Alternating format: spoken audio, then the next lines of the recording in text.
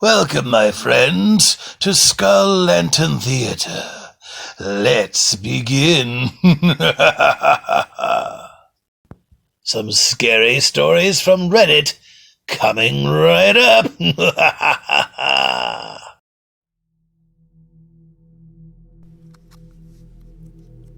This story comes from the subreddit Paranormal Encounters, entitled Childhood Experience with My Cousin. Me and my cousin are super close to each other. We've been tight ever since we were kids. At one point in time in our life, when I was around 9 years old, my family had moved in with his family in their upstairs apartment in Montebello, California. It was a pretty great time in my childhood because I'm the youngest out of my siblings and me and my cousin are around the same age. I finally had somebody my age to play with. My cousin has two older siblings and a little brother who was around 3 or 4 years old at the time, so having someone his age to play with was also a great time for him too.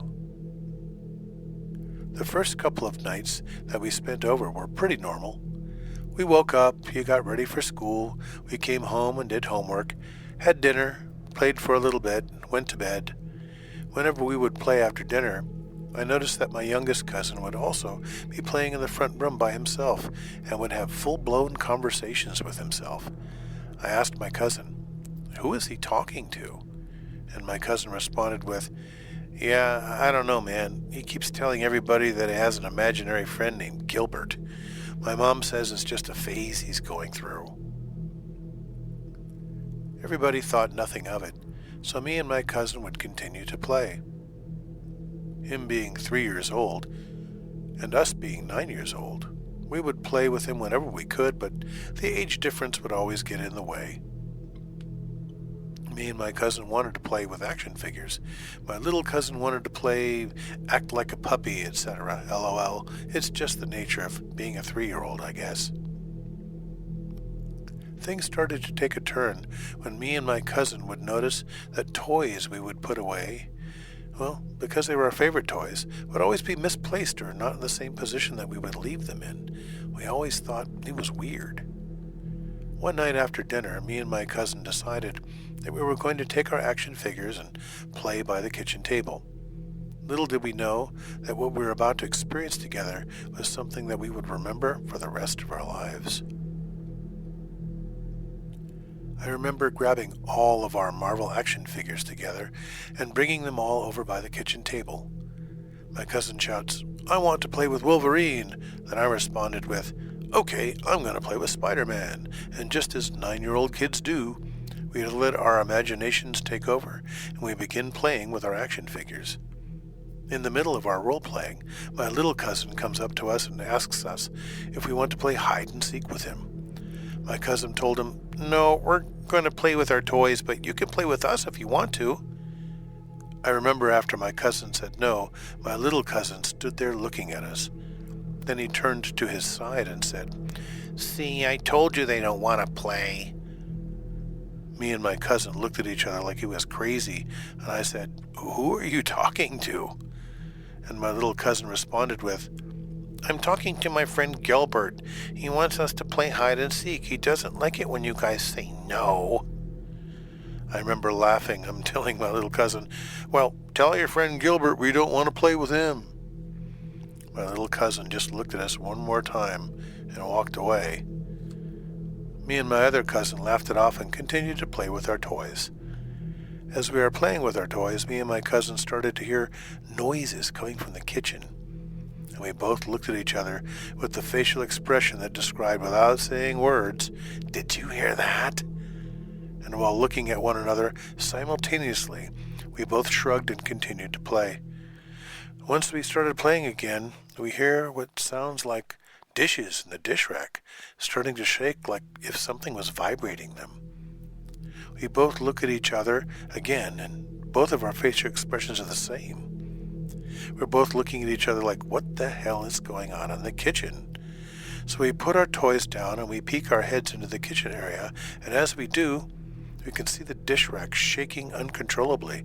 I remember feeling confused and thinking to myself, why is it shaking like that?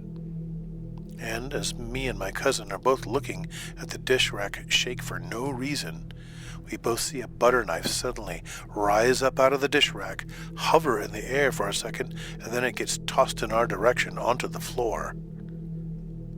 Me and my cousin are now both looking at this butter knife on the floor about 2 feet away from us. And we both look at each other, and I say to him, "Did you just see that?" And he responds with, "Yup." And my cousin decides to tell me about all these conversations that he's been overhearing between his mom and his stepdad, about all the weird things that have been happening around his apartment, and how they both feel that, quote-unquote, Gilbert is a spirit that's been following my little cousin. Then he told me that a few nights before we moved into his apartment, him and his older sister were in their room they shared together watching TV when they can hear footsteps in their hallway. He said that him and his older sister were the only ones awake during that time on a weekend, and every time they would open up their room door to look out into the hallway, they wouldn't see anyone. He said that they went back and continued to watch TV with the door shut, and all of a sudden they heard the footsteps again charging in the direction of their room in the hallway, and as soon as it got as close as it could to the door burst open, and they could hear footsteps running away. As we got older, and we were both in our early 20s, me and my cousin got drunk together one night. Pretty close to a holiday, and we both discussed our experience we had with other family members, including my grandmother. My grandmother still lives in the downstairs apartment to this day and is very good friends with the owner of the apartment complex. My grandmother decides to tell us and finally admit to us that my younger cousin's friend Gilbert was anything but imaginary. My grandmother and grandfather both claim to have actually seen him. She described him as a boy with somewhat of a bowl cut, wearing old-fashioned clothes such as a button-up long-sleeve shirt, but with the sleeves rolled up and trousers suspenders. She told us that night, the first time she ever saw him, she contacted the owner of the apartments and explained to him what she had seen and experienced. She said the owner had admitted that a family had once lived in the upper apartments a very long time ago, when they were first built. He had told her that the family's youngest son had passed away upstairs, but he's not exactly sure about the specifics of the situation. But he did say the little boy's name was Gilbert.